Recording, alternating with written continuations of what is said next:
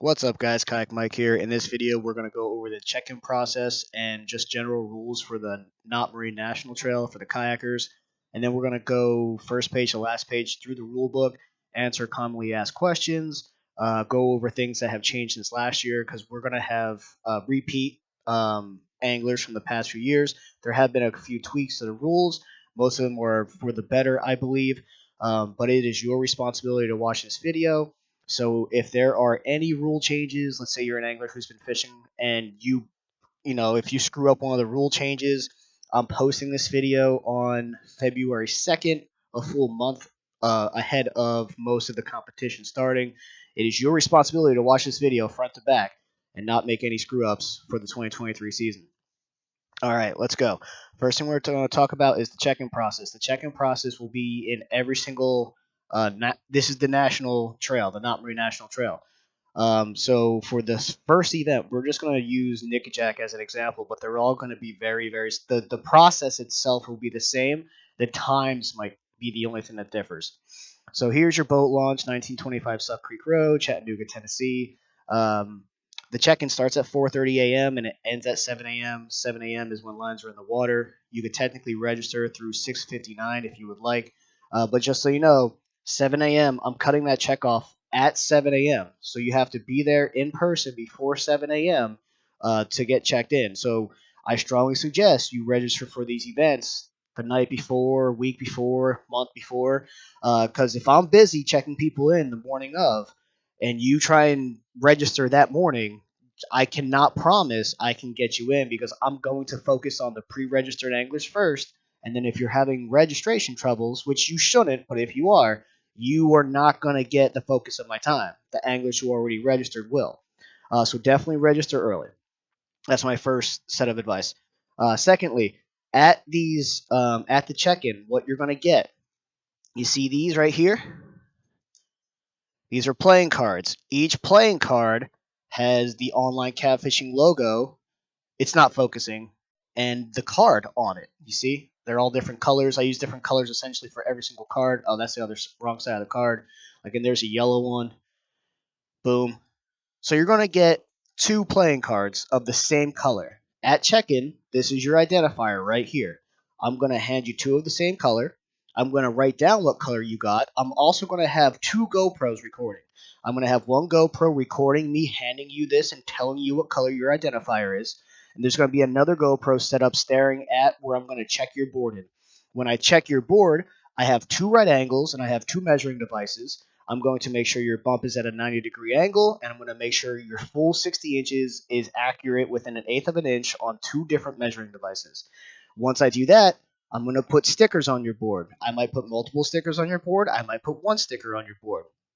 I'm going to try and put a sticker on your board where I believe I can see the sticker or stickers in every photo you submit.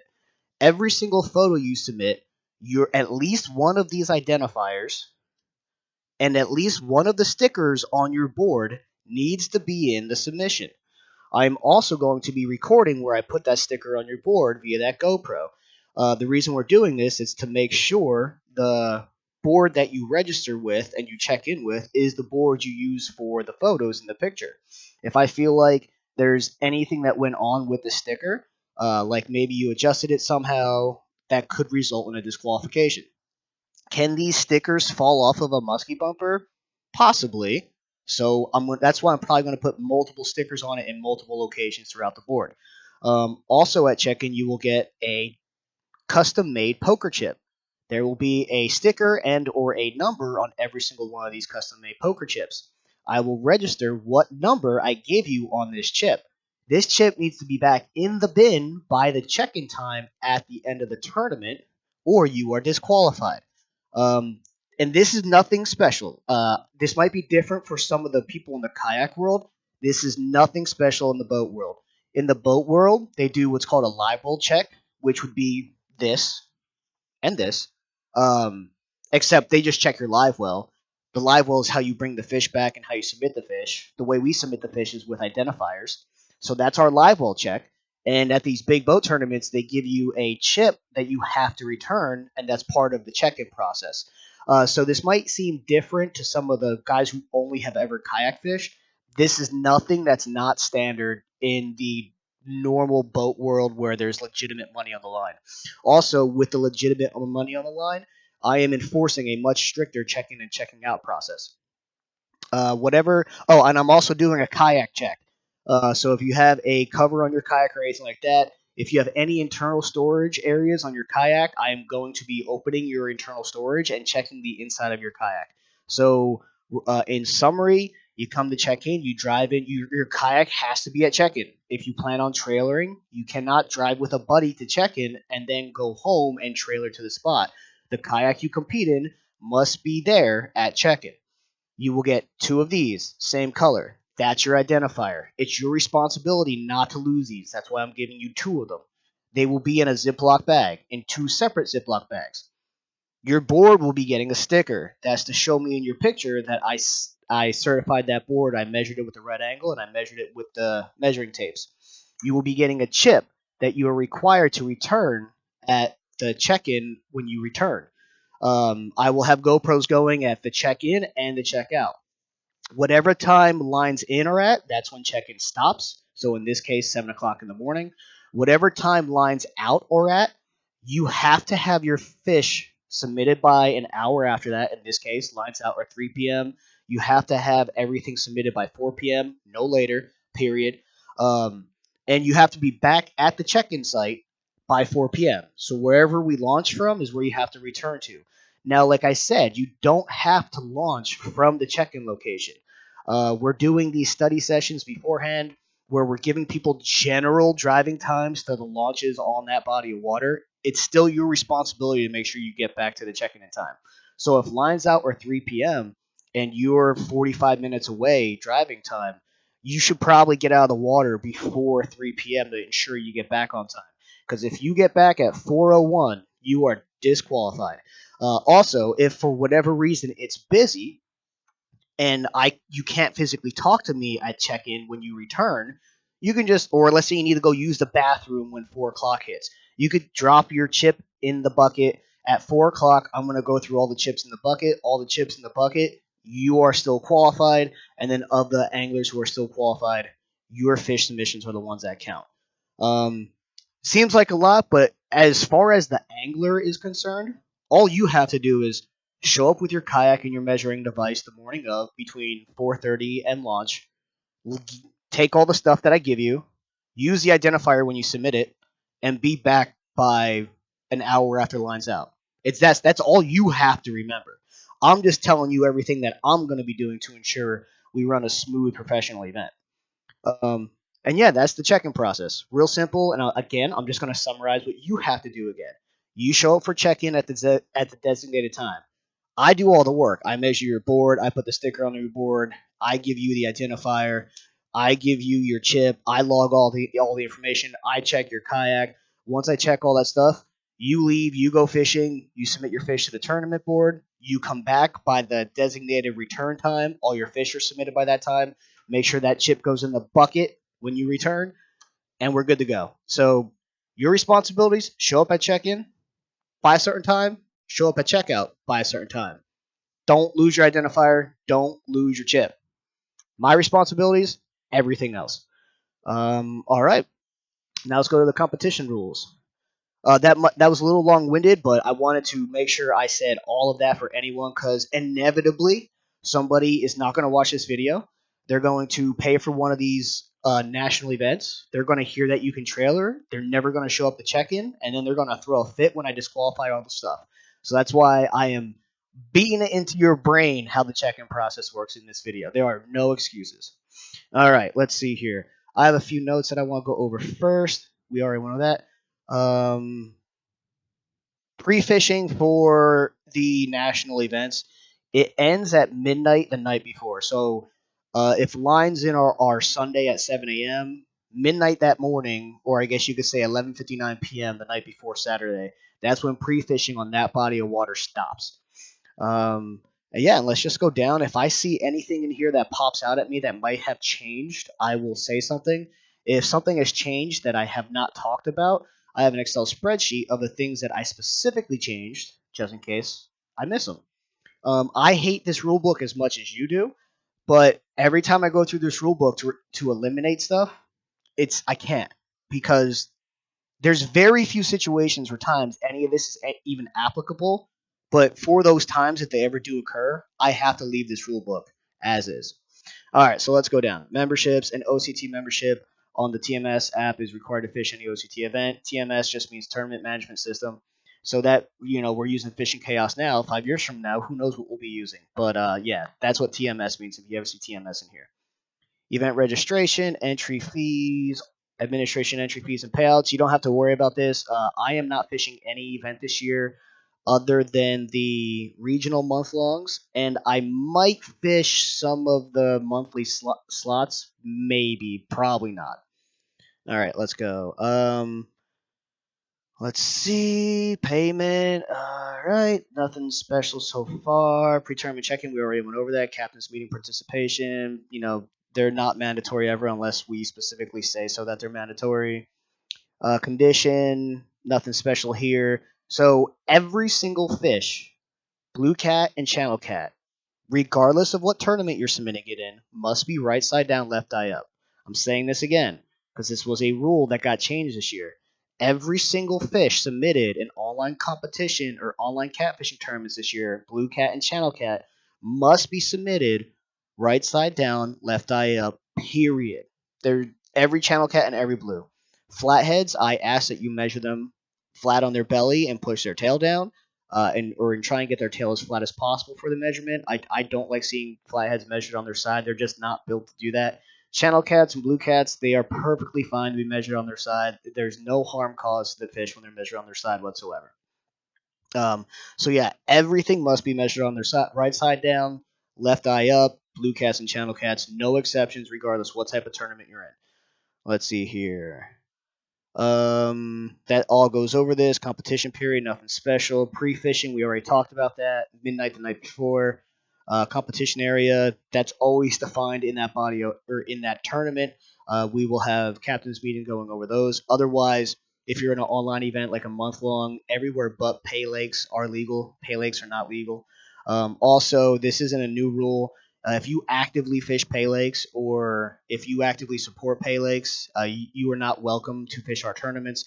I do not scour Facebook pages. If you join my event, there's a very good chance I will never look at your Facebook page unless you just so happen to become friends and it just so happens to be going on my timeline. I don't police it, but trust me when I say other anglers do. We're kind of unique where if you fish at a pay lake at all and it's discovered, I will message you and say, hey, I see you fishing at a pay lake. Just so you know, if we see you fishing at a pay lake going forward, you will receive a lifetime ban from my scene. Um, I hate pay lakes. I hate everything about them. So I I am a tournament administrator with a backbone when it comes to my hatred for pay lakes. So if you actively support or fish in pay lakes, I don't want you here. And I don't. If I get any backlash for that, I don't care. You're just not welcome here. All right, going on. Let's keep on going. Watercraft, mostly launched before. Yep, nothing special here. Cooperation and assistance. All right. Fishing tackle equipment methods, nothing special here. State laws, whatever your state applicable laws are, whatever state we're in, those applicable laws, they all apply. So if you are in a state that doesn't allow game fish, such as Kentucky, and you're caught using game fish, then you're going to be disqualified. If we're in a state that doesn't allow game fish and you're at an in-person tournament and you're caught using game fish, you will be disqualified. Um, all that kind of stuff. Acceptable measuring boards, musky bumper only this year, except for slot events. In the monthly slot event, you are allowed to use a catch board if you want to, but that is the only time. The only time you can use a catch board is the monthly slot. Every other event must be a musky bumper. I put a video out there just a second ago. So every event must be a musky bumper, no exceptions. All right, let's keep going here. Common sense. Yeah, you can share boards except for at the in-person. The kayak in-person event, you have to have your own board because I have to, give you all your own personal stuff, your sticker, your own identifier, all that kind of fun stuff. So if you lose your board, if you lose your personal board on competition day at these in-person events, I'm sorry, you cannot use someone else's board. That is a responsibility you must take into account. Now, if you want to carry two musky bumpers on your kayak, you're more than welcome to do that. I'll measure two and I'll certify two for you. But a board can only be registered to one angler at the in-person events. Online events, month longs, etc. If you're fishing with a buddy and you guys don't want to take out two separate boards, that's fine. That's whatever. But the in-person events with the legitimate money and everyone on the same body of water, every person can only have their board certified to them. They cannot share.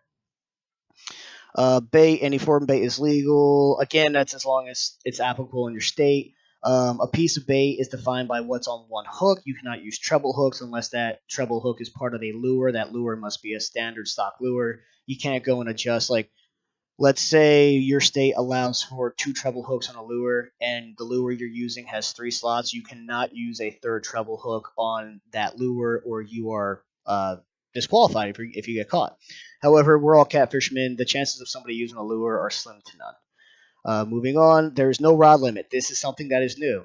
There is no rod limit except for your applicable state laws. Bank, boat, kayak, don't care. In persons, don't care.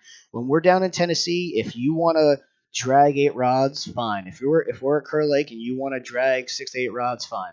Um, I was wary on this for a long time. However, the only thing, so bank and boat, I didn't really care about because there was no safety concerns.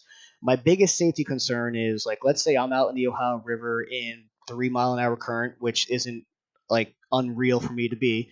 I don't need somebody new in the sport to see me out there rocking 6 to 8 rods with 12-ounce sinkers on all around my kayak and think it's okay. But we're getting to the point now where the kayaks are so advanced and where the anglers are getting so much better. Running six rods is nothing to a lot of anglers now. Also, the lack of rods. We used to be four only, no matter what. The lack of rods used to deter some anglers from joining. I put that in quotations because I just think people were just saying that because they just didn't want to compete. Because a lot of times people will just look for an excuse. They'll like find one little thing and say, if this was different, I would compete. Which I have now that I'm in my 4th year doing this, and I unfortunately, I'll be honest, I was trying to be a people pleaser the first 2 years. If I felt like someone had a decent idea, I would change the rule immediately. They wouldn't join. So now it's, I am regulating the tournaments more by actually deregulating the tournaments. I'm making it more simple as opposed to more confusing. So whatever your applicable state laws for rods and reels, that's what you have to do. The only one that we have special is a max hook limit per rod is 3.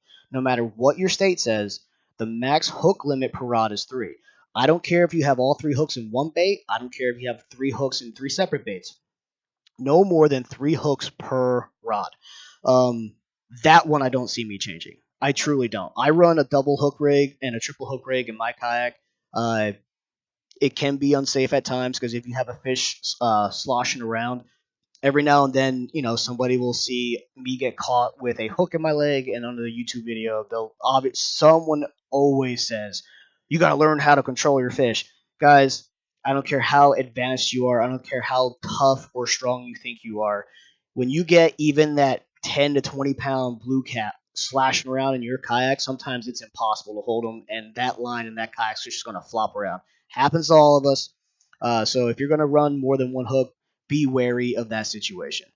Nets grippers, you can use them. That's fine. I actually advise people to use grippers and or leave their fish hook while they're taking their picture. Having grippers or your fish hook doesn't mess with the length of our fish at all. So it doesn't matter if you leave them hooked.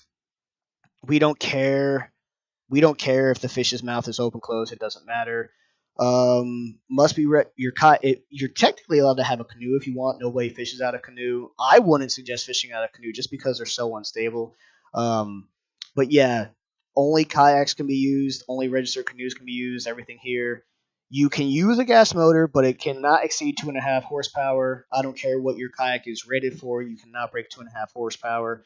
I don't believe most are rated for more than 1.8 anyway.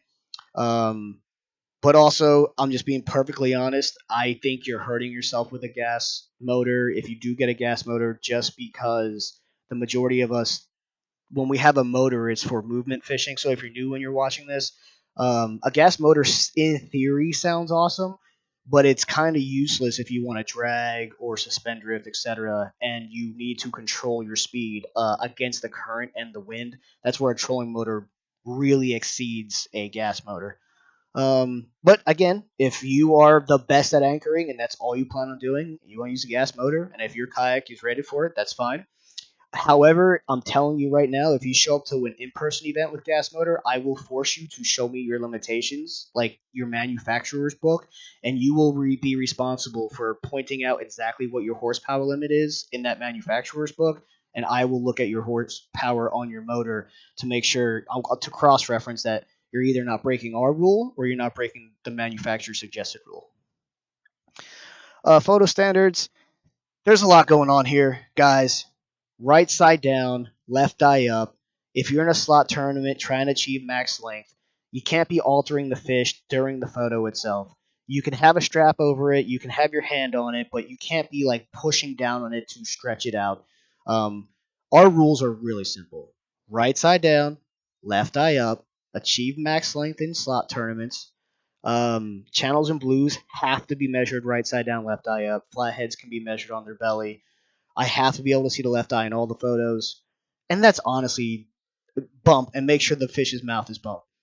That's all of our rules. If we have all these special little rules in here, your identifier has to be in the photo. Obviously, the in-person events, you're going to be giving an identifier at check-in. You're going to be, this has to be in the photo on your board. But have your identifier in there. It's really simple. First generation is important. I can see if you altered a photo on my side. The first generation, do not crop the. I know you might be thinking you're helping out. Don't crop the photo. Do not crop the photo. Just however you took it, that's how you have to submit it. You can take multiple pictures of the same submission and submit it all at one time. So one submission with 5 pictures. I don't mean submit the same fish 5 times with one single picture. I mean submit one submission with 5 pictures. You don't get a mixture of each picture. What happens is, let's say you submit 5 pictures, 4 of them have some kind of deduction or disqualification, but one of them's perfect. What I'll end up doing is I'll delete the other 4 so no one else can see them, and then I'll just leave the perfect one up there. Let's see here, scoring length, blah blah blah. Nothing special, nothing special. Tournament rankings, 2-day tournaments, blah. These are all tournament specific as well. It might say something about 5 fish, etc., but that's all tournament specific. Cutoff time. Okay, so yeah, it's your responsibility to get the fish submitted by the cutoff time. If you like, great example, in-person national event. The cutoff time for photos is 3. The cutoff time for submissions is 4. If you are, I don't want to call it sandbagging necessarily, because places like Nickajack and Chickamauga have really rough service. It's your responsibility to get that fish submitted by 4 p.m. Period. If you're having issues submitting it and you do not let me know well before 4 p.m., there will be no leniency given. Because every now and then in these in-person events, we can't enforce. Something I was thinking about but realized we couldn't do because of places like Nickajack. We were going to enforce anglers to submit their fish within an hour of the photo time, but that's not realistic because there's such bad service on some bodies of water that you would have to, some of the anglers, they would have to completely get off the water to go submit their fish to come back. Then that's just not fair to the angler. However, what is fair is if you don't make me aware, well, I'm not going to put a certain time frame on it because it just depends on how busy I am after the tournament. But if it's like 3:45 and you're showing up to the ramp, or you're not even at the ramp yet and you're texting me you're having issues with your pictures, and the first time you told me about it was 3:45 p.m., you are not going to be given a leniency or any leeway. However, if 3 o'clock rolls around, you finish fishing, you go to submit them, and you're having issues, and you immediately tell me, and you tell me you're on your way to the ramp, I can then notify all the other anglers, hey, so and so has fish to submit, he's on his way back. I'm going to help him when he gets back. Uh, it is your responsibility to get in by 4 p.m. It is not my responsibility to help you get it in by 4 p.m. I will help as much as I can, but also help me help you. Like I said, if it's 3:30 or so in the events that have the 4 p.m. cutoff, and that's the first time you're sending me a message saying you're having issues submitting your fish, there's a very good chance I'm just going to say, sorry, submit them earlier next time, or make sure you have the ability to submit them earlier next time. But I will work my best to get them in, because at the end of the day, I want to see offense and I want the best angler to win. I I hate when people win on technicalities, but again, if you're going to be one of those guys who intentionally doesn't submit your fish when you catch it and you wait till the end, that's on you. That is not my fault. That is on you. I just want to make that perfectly clear. Get your fish, my strongest suggestion, get your fish submitted to the tournament leaderboard the moment you catch it.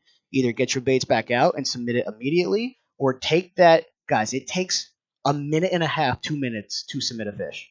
Take that minute and a half, 2 minutes to submit the fish. I would much rather you get that guaranteed submission than you risk not getting that fish at all and being completely disqualified. All right, penalties. These are just random penalties, etc. Within here somewhere, I don't know where, we might have gone past it already. Within here somewhere is the wording that says um, OCT administrators can make any ruling or judgment at any point in time that they think is fair. The legality of the terming is different, but I can make any ruling that I want at any point in time, regardless of what this rule book says. Um, so, like I said about that, like we were just talking about submitting the fish on time. If I don't feel like you made a legitimate effort to submit your fish on time and you're getting back to the checkout late, I can make the real time decision to say, sorry, it's too late. You should have asked for help earlier. If you don't get it in by 4 p.m., that's your fault. That's what that rule's there. That's what that rule is in place there for. It's not in place for me to just say something randomly day of, like, you know, it's a 5 fish limit, and then 2 hours into the tournament, I changed it to a 4 fish limit. That's not why that rule's there. That rule is there for me to make judgment calls to better admin a tournament. Um, Taxes, blah blah blah, sales prizes, all that kind of fun. PFD usage. This is a huge one. In-person kayak events. PFD must be on at all times, period, except for when you're changing clothes. I don't care if you pull your lines out of the water when you're changing. Like, if you're changing your life jacket to let's say you have a long sleeve shirt on in the morning, it gets hot, and you have lines out suspended, you can take your PFD off, change your top, put your PFD back on. If you get a hit during that, you cannot handle that fish until that PFD is completely secured back up. If you get a hit while changing your PFD or changing your clothes, you have to completely close that PFD back up.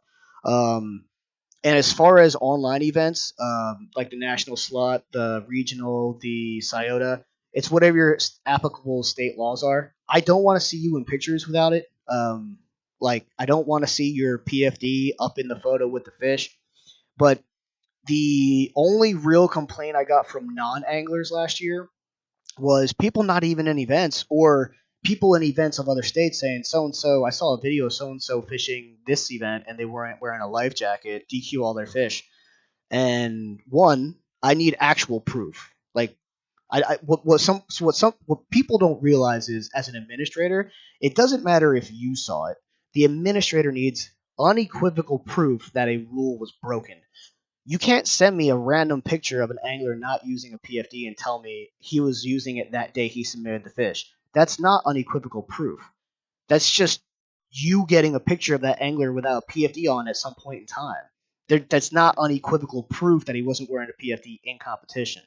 So this was literally the only thing I really had to deal with last year. So if you're not in an in-person kayak event, your PFD usage is based on your state laws. If you're gonna be an idiot and not wear one, that's on you. All right, let's keep going. Nothing special here. Nothing special here. Use about don't drink or do any drugs while you're out. You shouldn't even have to say that. Fishing at night. Adhere to your state laws. Again, fishing at night is different state to state to state. If you have a motor and you have to have a 360 light and nav lights, that's, make sure you're legal. Technically, essentially, if you're legal by your state, I went through a lot of this stuff, but essentially, if you're legal in your state, you're legal with us. Like, that's how I made our rule book. Our rule book essentially is, as long as you're legally fishing in your state, you are fishing within our rules. The only one that I really enforce is 3 hooks, but I don't really see a lot of people using more than 3 hooks anyway. Disputes and appeals. These officially don't exist. There's a challenge button in the app if you want to, but there's no like official dispute or appeal system. If you have an issue with someone or a fish, come see me. We'll talk about it. Let's be professional when we chat, etc. But yeah, um, that's how disputes and appeals. I don't. I just today I got in a disagreement with someone on the OCT page. We're adults. We talked about it. I'm not mad at him. He can still fish our events. That's fine. If he chooses not to fish, that's fine. But the continual harassment, I will not put up with. But again, it has to be like an excessive amount of time. Moving on. Compliance with laws, waivers, releases, names and likeness. If you fish in our events, I can use anything of you at any time that I want in regards to our marketing. So let's say you're at an event. For instance, when I'm running the GoPros at check-in and check-out and all that kind of stuff, I have the right to have you on. Like if you walk into the video, by you registering for the event, you are saying it's okay for me to post that video onto public forum. I don't want anyone, after if I have to post like any kind of, if I might go live during some of the check-ins and check-outs. I don't want anyone saying, "Hey, I can't be on there," etc. By you registering for the event, you are saying it's okay to have you on YouTube and all that kind of fun stuff. What this does not mean is I can't go to say Kayak Catfish's YouTube page and start pulling his YouTube videos and start using them in my marketing material. That's not what this means. What this means is if you are on camera at one of our events, etc., I can use anything at those events in my marketing or all that kind of fun stuff. Waiver, release, and liability. This is all boring stuff down here. COVID 19er, et cetera, et cetera, et cetera. All right, now let's go over to my spreadsheet. Looks like I hit everything, guys. Very long-winded. But please watch this video. If you accidentally break a rule that I physically talked about in this video, there will be essentially no leniency given whatsoever. Whether you're brand new to the sport or you're a 5-year vet, if I specifically touched on it in this video, I'm not going to give any leniency this year, more than likely. More than likely. So that's the rule book. That's the check-in process. And this will be the last video we at everyone in. Best of luck this year. Thank you to all the sponsors. Now let's just start having fun and fishing the rest of the season.